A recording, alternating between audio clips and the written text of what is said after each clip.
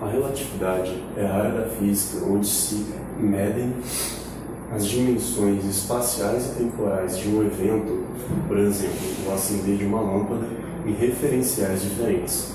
Em 1905, o famoso físico alemão Albert Einstein propôs a teoria da relatividade restrita.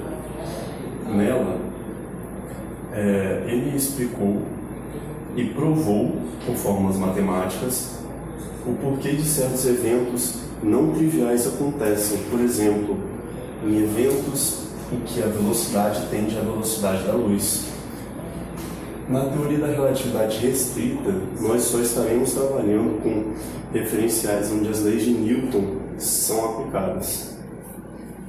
Um dos principais fundamentos dessa teoria é que o espaço e o tempo estão entrelaçados, ou seja, a medida de tempo entre o início e o término de um evento depende do espaço em que ele é observado, ou seja, do referencial.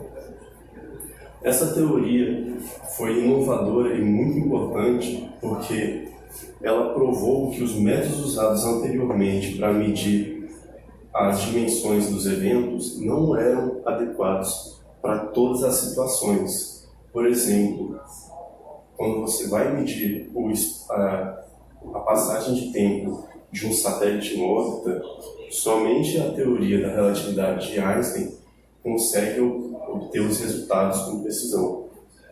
A teoria da relatividade tem dois postulados. O primeiro deles, o postulado da relatividade, diz que as leis da física são absolutas e são as mesmas para referenciais iniciais, mesmo que diferentes. Ou seja, não existe nenhum referencial absoluto. Porém, isso não quer dizer que os valores experimentais obtidos nessas leis são os mesmos para referenciais diferentes, somente a relação entre eles que é igual. O segundo postulado, o postulado da velocidade da luz, diz que a velocidade da luz no vácuo é sempre igual, mesmo que seja observada em referenciais diferentes e em diferentes direções.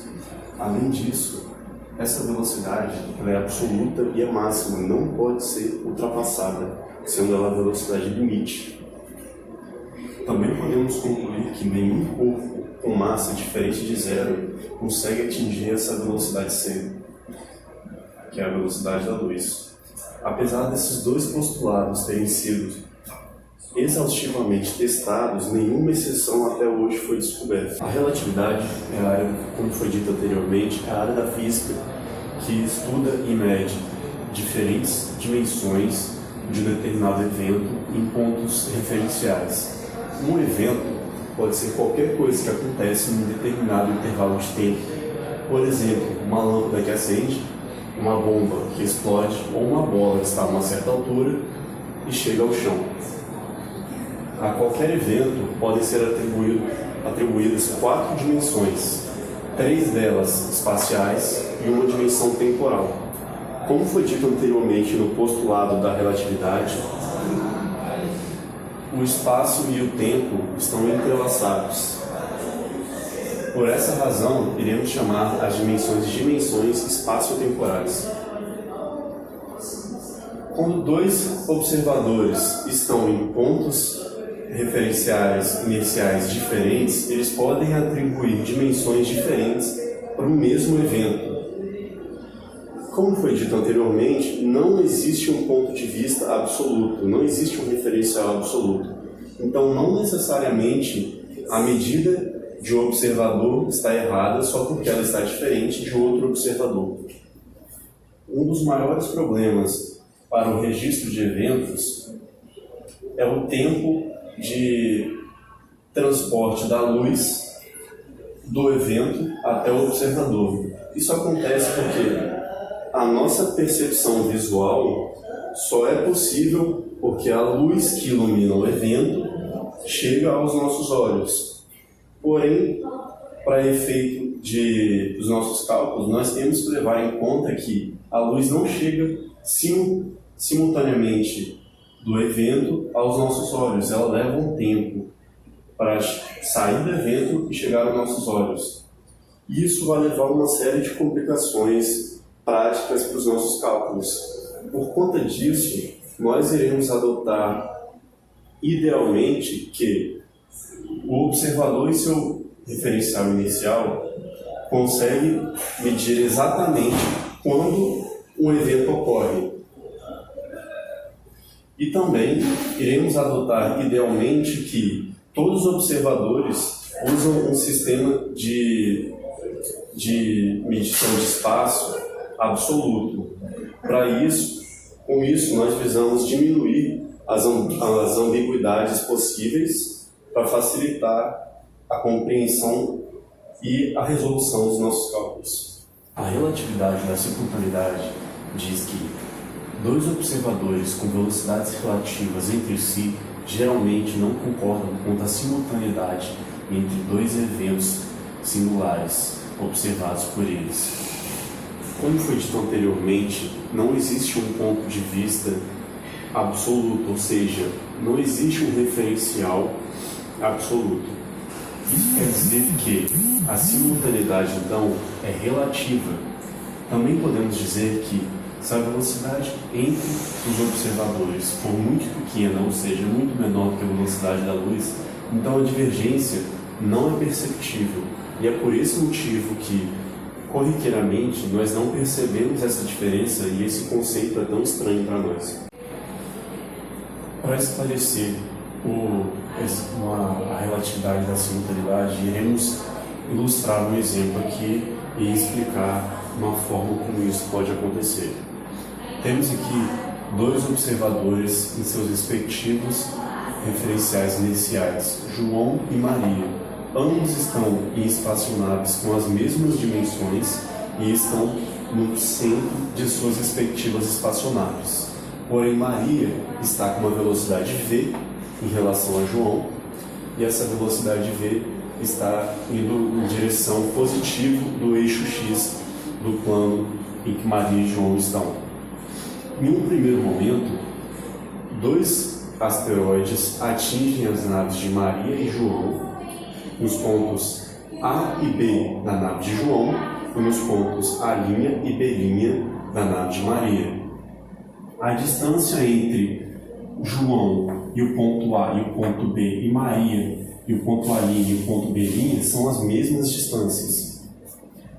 Em um segundo momento, Maria, que está com a velocidade v em relação a João, está um pouco à frente da nave de João.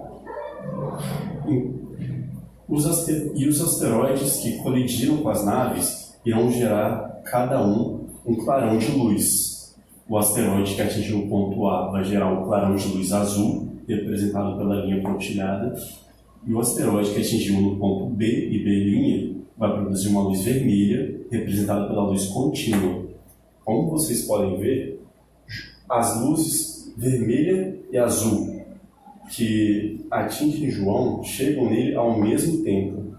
Então João diz a seguinte frase: como eu estou no centro da minha espaçonave e eu chequei os pontos de colisão dos asteroides e estou na distância exatamente igual das duas colisões, e lembrando que a velocidade da luz é absoluta e igual em todas as direções, ou seja, a luz vermelha e a luz azul viajam na mesma velocidade, ele chegou à conclusão que, como ele percebeu as duas luzes ao mesmo tempo, os dois eventos aconteceram simultaneamente. Ao mesmo tempo, Maria só percebeu a luz vermelha, porque, por conta da velocidade dela no eixo X, a luz azul ainda não chegou nela, porém a luz vermelha sim. E no terceiro momento, Maria está ainda mais à frente de João do que no segundo momento, e agora sim, a luz azul chega a Maria. Então, ela chega à seguinte conclusão: se eu estou no meio da minha nave e checando o estrago que o asteroide fez no ponto A e no ponto B, vendo que os dois estão à mesma distância dela, porém a luz vermelha chegou antes da luz azul, ela chega à conclusão que o asteroide que bateu no ponto B', que produziu o clarão vermelho, aconteceu primeiro, bateu primeiro na nave dela, do que o asteroide que bateu no ponto A', que produziu a luz azul. Isso acontece porque a luz que saiu do ponto que atingiu Maria no ponto B' chegou nela primeiro. E a luz que atingiu Maria no ponto A' atingiu ela depois por conta da velocidade que ela tinha. Como já dissemos antes, não existe um referencial absoluto, ou seja, nenhum dos dois está errado. Porém, para João, o asteroide A e o asteroide B colidiram simultaneamente, e para Maria, o asteroide B colidiu antes que o asteroide A. A relatividade do tempo diz que, se dois observadores com velocidades relativas entre si marcam um intervalo de tempo entre dois eventos, eles vão chegar a conclusões diferentes. Isso acontece porque, como explicamos anteriormente, o espaço e o tempo estão entrelaçados, ou seja, o intervalo de tempo entre dois eventos depende da separação do espaço e do tempo entre os dois eventos. Vamos ilustrar um exemplo para esclarecer o que estamos explicando. Temos aqui Maria com um emissor de luz, um detector de luz, um espelho e um relógio, e ela está dentro de um trem, dentro da cabine do trem. Fora do trem, na estação, está João. Ambos querem observar o evento da luz saindo do ponto B, chegando ao espelho e voltando ao ponto B. Maria, como está dentro do trem, vai observar esse evento da luz saindo do ponto B, chegando no espelho e voltando, como de forma vertical, ou seja, ele vai começar e terminar no mesmo local. Por esse motivo, ela só vai precisar de um relógio para medir o tempo. Ele foi representado 2 vezes para mostrar o tempo que ela mediu. A distância entre o detector e o espelho é a distância D. Ou seja, o tempo T que ela medir da luz saindo do ponto B, chegando no espelho e voltando, chamamos de ΔT0, será igual a 2D sobre a velocidade da luz. O tempo é igual à distância sobre a velocidade. D foi percorrido 2 vezes e a velocidade é a velocidade da luz. Agora vejamos o caso de João. João está observando Maria fazer este experimento e ela está dentro do trem, que está com a velocidade v em relação a João, que está assistindo da estação. Por esse motivo, o início do evento e o fim do evento para João não vai acontecer no mesmo lugar como foi para Maria. Tampouco a luz viajará de forma vertical. Porque como Maria tem uma velocidade em relação a João, o evento vai começar neste ponto, mas vai terminar nesse, por conta da velocidade dela. Por esse motivo, ele vai precisar de 2 relógios sincronizados para marcar o intervalo de tempo.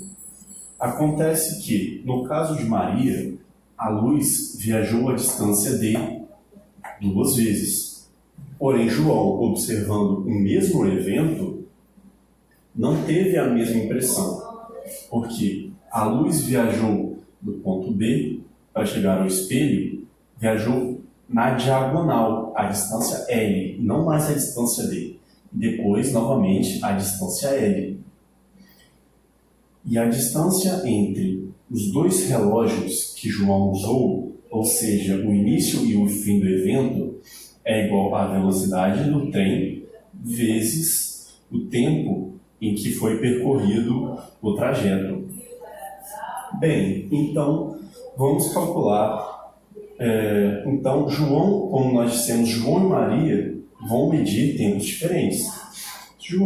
Maria mediu ΔT0 como 2D sobre C. Porém, para João, a luz, que tem a mesma velocidade sempre, percorreu a velocidade percorreu a distância 2L, não mais D. Sendo que L é igual a metade da velocidade vezes a variação do tempo ao quadrado mais D ao quadrado, lembrando que obtemos essa relação por conta do triângulo que forma. Tiramos a raiz disso e substituímos o D de acordo com a equação de Maria. Então, o L de João vai valer isso aqui. Ou seja, o tempo que João vai medir vai ser diferente do tempo de Maria, por conta de que, para ele, a luz não viajou a mesma distância que Maria. Também podemos ver que esse fator aqui embaixo vai deixar este lado da equação sempre menor que este lado. Ou seja, para Maria, esse evento foi mais rápido do que para João, apesar de os dois estarem observando o mesmo evento, porém de pontos de vista diferentes. Agora vamos resolver o exercício para aplicar os conhecimentos de relatividade do tempo que nós aprendemos. Vamos ao exemplo do P7.01 do Halliday, 10ª edição. A espaçonave do leitor passa pela Terra com uma velocidade relativa de 0,999 c. Depois de viajar durante 10 anos, tempo do leitor, para na estação espacial, faz meia volta e se dirige para a Terra com a mesma velocidade relativa. A viagem de volta também leva 10 anos.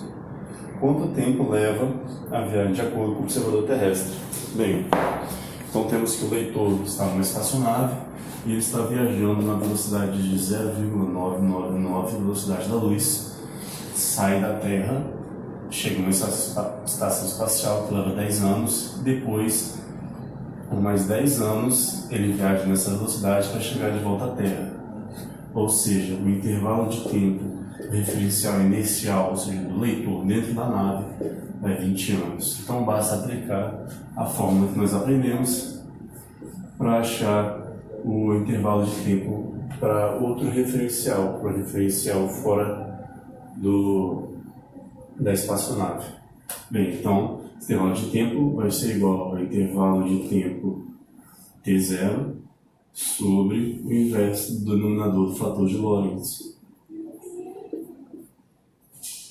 Basta agora substituir os valores, bem simples. O intervalo de tempo do leitor vai ser 20 anos, sobre 1 menos V 0,999C sobre C ao quadrado. Não precisamos substituir o valor de C, porque ele vai simplificar um com o outro, vai dar 1 aqui. Nós vamos fazer essa conta aqui agora. 1 menos 0,999 ao quadrado, tiramos a raiz quadrada disso, obtivemos que a resposta é 20 sobre 0,04471.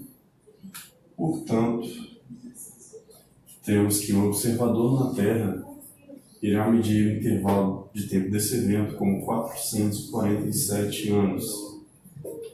Muito mais do que os 20 anos do observador dentro da nave. É só isso.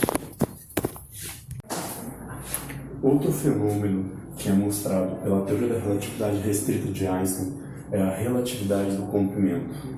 Bem, para medir o comprimento de um corpo em referencial estacionário, basta medir o valor de suas extremidades e subtrair a posição da extremidade dianteira e da extremidade traseira, assim obtemos o comprimento.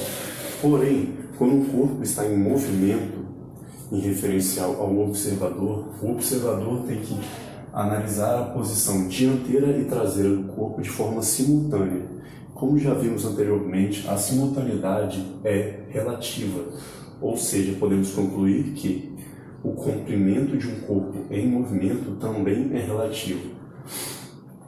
Para isso, foi desenvolvida essa fórmula para calcular o comprimento do corpo em função do seu comprimento próprio.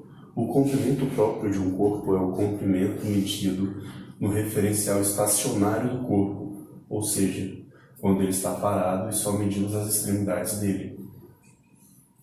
Bem, como podemos ver aqui, L0 é o comprimento próprio, beta é o parâmetro de velocidade. Ao simplificarmos a situação, obtemos que o valor do comprimento do corpo em movimento é igual ao seu comprimento próprio sobre o fator de Lorentz. Bem, podemos observar também que, como o parâmetro de velocidade nunca vai ser maior do que 1, então o comprimento do corpo em movimento sempre será menor do que o comprimento próprio dele. Bem, esse fenômeno é chamado de contração de comprimento. E ele só ocorre no eixo de movimento do corpo. Por exemplo, se o corpo está se movendo no eixo X, somente a sua componente no eixo X irá ficar contraída, ou seja, somente seu comprimento nesse eixo será contraída. Bem, outra coisa que podemos notar é por que esse fenômeno acontece. Vamos explicar do ponto de vista de observador que está inerte em referencial ao objeto que está em movimento. Bem, quando o observador que está inerte no referencial do corpo que está em movimento, e ele observa o observador fora desse referencial, o observador que está fora, ele está marcando as extremidades do comprimento de forma simultânea. Porém, para quem está no mesmo referencial do corpo em movimento, ele não marca de forma simultânea. Ele marca primeiro a parte dianteira do corpo e depois a traseira. Exemplificamos isso de forma ilustrada, podemos ver que no tempo t0 o carro está está simbolizado pela linha pontilhada. Então, no tempo t0, o observador fora do referencial do corpo em movimento marca a posição dianteira, traçada aqui. Porém, quando ele vai marcar a posição traseira, o corpo já está um pouco para frente por conta do seu movimento.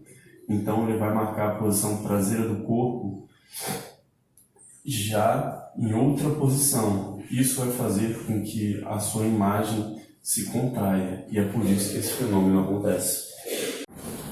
Vamos agora resolver um exercício sobre relatividade do comprimento para aplicar os conhecimentos que nós obtivemos. Vamos usar o problema número 11, capítulo 37 do Halliday, 10ª edição. Nele temos que uma barra se move na direção do eixo X do referencial S, uma velocidade de 0,63c, com a maior dimensão paralela ao eixo. O comprimento de repouso da barra é 1,7 metros. Qual o comprimento da barra no referencial S? Bem, se simples, a barra tem um comprimento inicial de 1,7 metros e ela está com uma velocidade relativa de 0,63c em relação ao referencial S. Ele quer saber o comprimento da barra em função do referencial S. Bem, basta aplicar a fórmula que nós aprendemos. Esse comprimento vai ser igual ao comprimento próprio vezes a raiz de 1 menos v sobre c ao quadrado. L0 é 1,7. 1 menos v, 0,63c sobre c ao quadrado. Não precisamos substituir o valor de c, porque ele vai simplificar aqui, vai dar 1. Então, nós podemos calcular essa continha aqui. Isso vai dar 1,7 vezes a raiz de 1 menos 0,63 ao quadrado.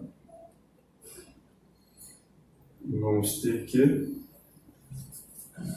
o comprimento será igual a 1,32 metros. Como vimos na teoria, o comprimento fora do referencial inicial vai ser sempre menor do que no referencial inicial. É isso.